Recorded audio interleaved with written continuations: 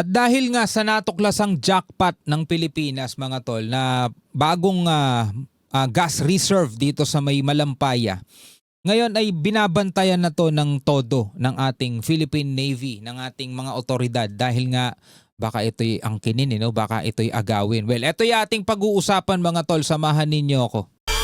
I'm just a young nigga chillin' on it. First time I seen ice was a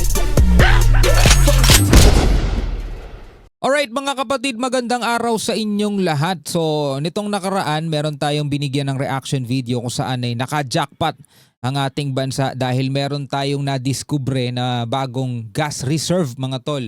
Actually itong Malampaya malapit nang maubos yan.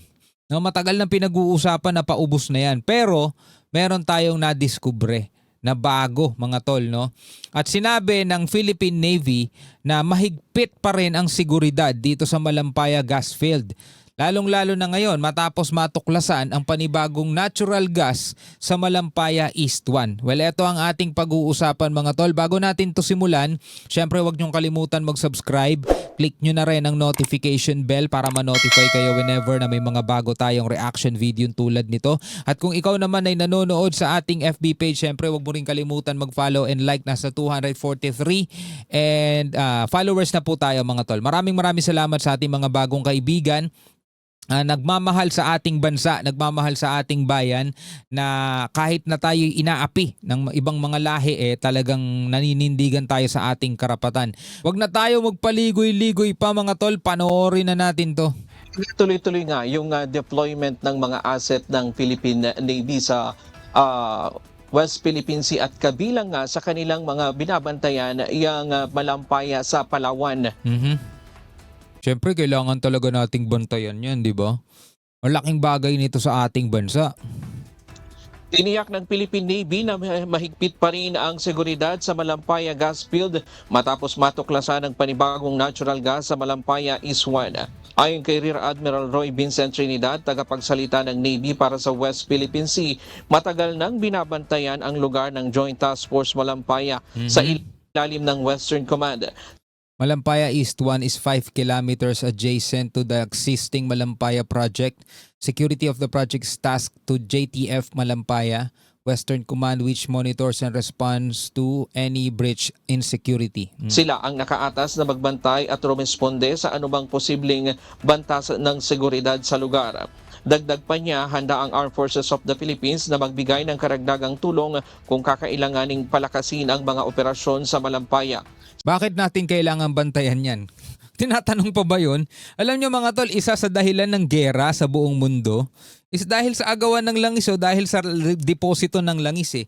At isa rin mga kapatid sa dahilan kung bakit inaangkin etong ating West Philippine Sea dahil sa napakayaman nito. Pagdating sa likas na yaman, sa natural resources, napakayaman yan. Ang gusto nila sila makikinabang kaysa tayo, which is tayo may karapatan. Diba? Kaya pag ikaw, diba, pag ikaw wala kang pakialam dito sa nangyayari dito sa West Philippine Sea, hindi ka tunay na Pilipino, wala ka. Samantala sinabi ni Philippine Navy spokesperson Captain Marisa Martinez na mahigit 10 taon nang tuloy-tuloy ang presensya ng hukbong dagat sa Malampaya. Gumagamit sila ng mga barko, eroplano at espesyal na puwersa upang masigurong ligtas ang lugar. Kasabay ng bagong tuklas na gas sa Malampaya East 1, muling iginiit ng Navy ang kanilang paninindigan na ipagtanggol ang soberanya ng bansa at ang seguridad ng mahahalagang pasilidad ng enerhiya. Lalong pinalakas ang kakayahan ng Philippine Navy sa pagdating ng bagong patrol ship na BRP Raha Sulaiman noong January 17. Ayon sa Navy, ang makabagong barkong ito at iba pang modernong kagamitan ay makatutulong upang mas mabantayan ang karagatan ng bansa, magpatrolya sa exclusive economic zone ng Pilipinas at maprotektahan ang mahahalagang yaman tulad ng Malampaya gas platform. Alam nyo, itong Malampaya, isa lang yan mga tol sa kayamanang meron tayo dito sa ating soberanya. Napakarami pa yan. Bukod sa mga likas na yaman, mga isda, napakayaman kasi talaga to sa isda kaya yung Scarborough Shoal ayaw ng bitawan ng China. Napakayaman sa isda nun mga tol. Dati nakakapanguli ng isda doon ang mga mangingisda natin. Ngayon, hindi na sila makalapit doon sa Scarborough Shoal o doon sa panatag shoal. Hindi na sila makalapit doon. Kaya tulad nung sinabi ko kanina, kung ikaw wala kang pakialam dito sa mga balita o sa mga nangyayari dito sa West Philippine Sea, 'di ba? At sinasabi mong tayo pa ang gumagawa ng provocation laban dito sa China, wala, hindi ka tunay na Pilipino. Meron akong napanood na isang video mula kay Commodore J. Tariela. Siguro mas mabuting panoorin na rin natin siya, no? Kasi ito'y magandang bagay para lalong-lalo na sa ating mga bagong subscribers, bagong followers, kung bakit dapat kang magbantay, dapat kang maging aware dito sa ating soberanya. Ito mga tol, ipapapanood ko sa inyo. Ito mga kapatid, isa tong tagpo kung saan tinanong si Commodore J. Tariela na may mga taong nagsasabi, ano bang kinalaman namin dyan sa West Philippine Sea? Yan ba'y makakaapekto sa pang-araw-araw na buhay namin, sa pagko-commute namin? Kaya nga sabi rito, if you feel detached from the West Philippine Sea issue, this is for you. So kung palagay mo mga tol, walang kinalaman sa buhay mo itong West Philippine Sea, panoorin mo to. Ito, panoorin natin. Hello po. Good morning po. My name is Grace Lim. I am from the program International Hospitality Management. So as a hospitality student po, I believe that the core of hospitality is inherently political. But throughout your talk po, I've observed some people who are distracted and not really registering the gravity of what you're putting down. It is an issue prevalent among the youth, or maybe in some certain cohorts po. Like, for example, it's incumbent for DIA and GPA students to actually digest everything that you said because they have to care about this. That's given po. But say, for example, an ordinary ABM student, that's not the same case. So I'm asking po for the general audience, what do you have to say to the people in this room who feel detached from this issue? Halimbawa daw sa isang ABM student, di ba?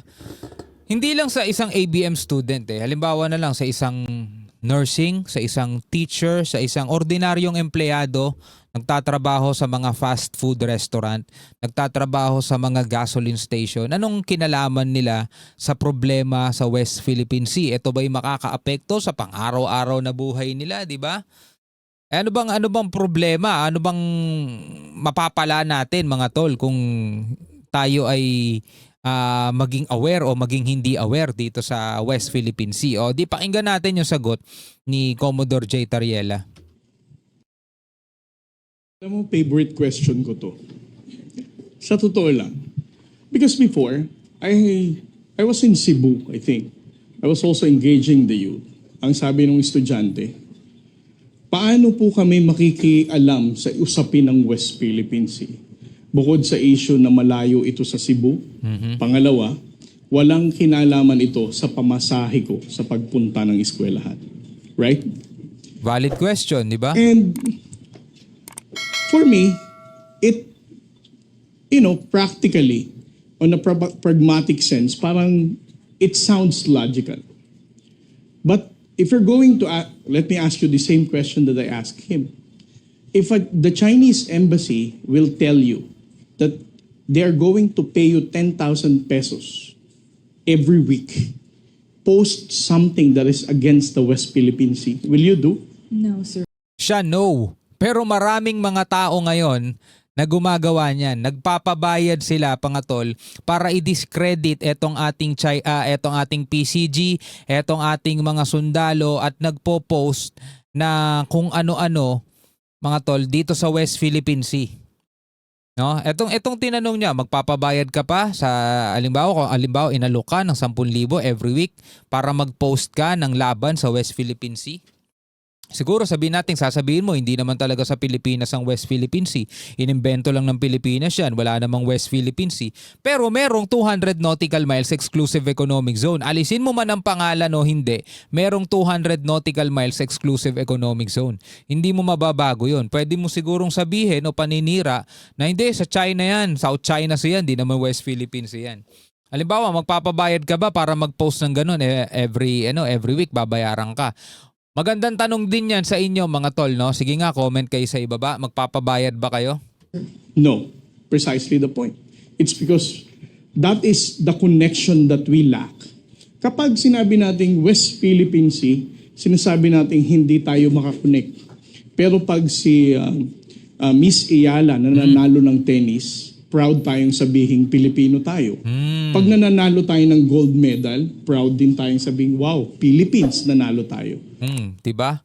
Kahit na hindi nyo naman kaano-ano, naalala ko dati, pag nananalo si Pacquiao, proud kang Filipino ka. Tapos pag may mga nababalitang sumisikat sa ibang bansa, sumisikat sa Korea, sumisikat sa Amerika, sa Hollywood, na may dugong Pilipino kahit half lang, 'di ba? Sobrang proud tayo as Filipino. Wala naman din tayong kinalaman sa kanila.